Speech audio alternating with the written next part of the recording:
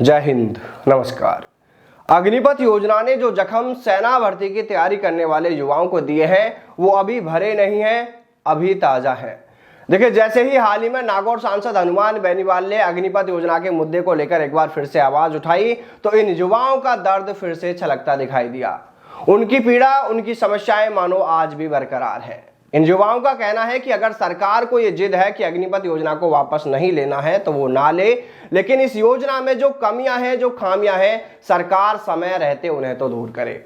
इस योजना में जो जरूरी बदलाव किए जाने चाहिए, सरकार वो बदलाव तो करे। देखिए, हमें बहुत से अग्निवीरों ने कॉल करके, मैसेज करके अपनी समस्याएं बताई है। हम यहाँ पर उनकी पहचान उजागर नहीं कर सकते, लेकिन उन्होंने जो अपनी पीड़ा हमें बताई है वो हम आपको बताते हैं।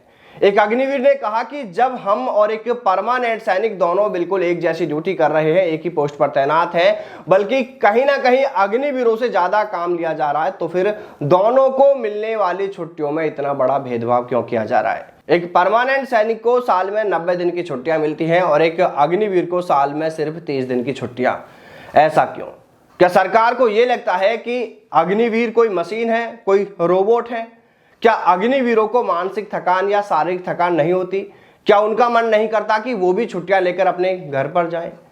साल में 30 दिन की छुट्टियां बहुत कम हैं। अगर ये अग्निवीर साल में 2 बार 15-15 दिन की छुट्टियां लेकर घर जाएं भी तो इनमें से 7-8 दिन तो उनके सफर में ही चले जाते हैं।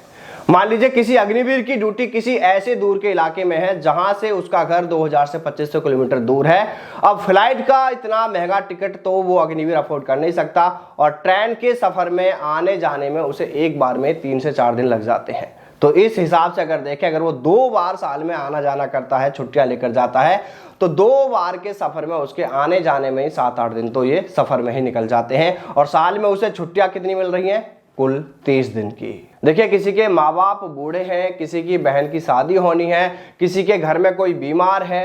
कई ऐसे भी अग्निवीर हैं जो घर में अकेले हैं, जिन्हें पूरे घर की जिम्मेदारियां उठानी होती हैं, लेकिन छुट्टियां इतनी कम हैं कि वो चाह कर भी कई बार जरूरी मौकों पर भी घर नहीं पहुंच पाते हैं। इसलिए सरकार को चाहिए कि अग्निवीरों की छुट्टियों में बदलाव करे। उन्हें 45 से 60 दिन तो कम से कम किया जाना ही चाहिए। वहीं दूसरी बड़ी टेंशन अग्निवीरों के लिए यह है कि 4 साल बाद उनका क्या होगा, क्योंकि 4 साल बाद इनमें से सिर्फ 25% अग्निवीरों को ही परमानेंट किया जाएगा, तो बाकी 75% अग्निवीर कहां जाएंगे? सरकार कहती है उनको अर्धसैनिक बलों में 10% आरक्षण दिया जाएगा, जैसे सीआरपीएफ, सीआईएसएफ, बीएसएफ, आईटीबीपी, इनमें 10% आरक्षण दिया जाएगा।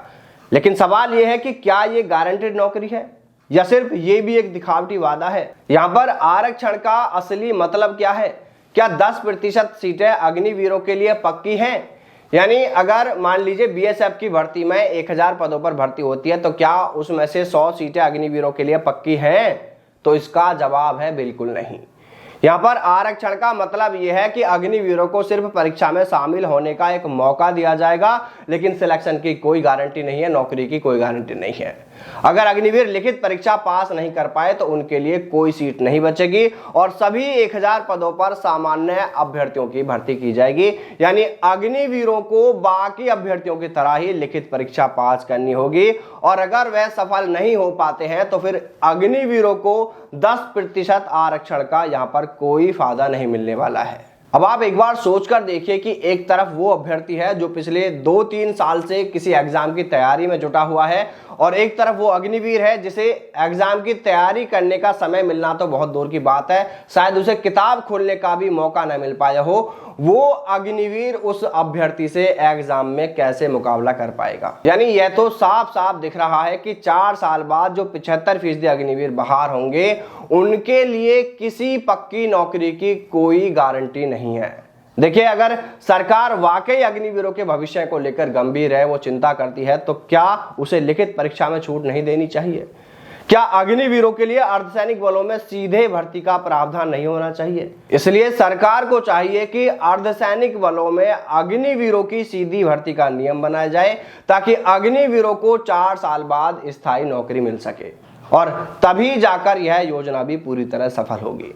देखिए, इतना ही नहीं, कई अग्निवीरों का तो यहाँ तक भी कहना है कि हमने अपने भाई, यार, दोस्त, रिश्तेदारों तक को यह कह दिया है कि इस 4 साल की नौकरी में मत आना, तैयारी ही करनी है तो किसी स्टेट पुलिस की, अर्धसैनिक बल की, रेलवे या किसी अन्य सरकारी नौकरी की तैयारी करना बेहतर होगा, क्योंकि 4 साल बाद जब 75% बाहर होंगे तो उन्हें फिर से रोजगार मिलना बहुत मुश्किल हो जाएगा।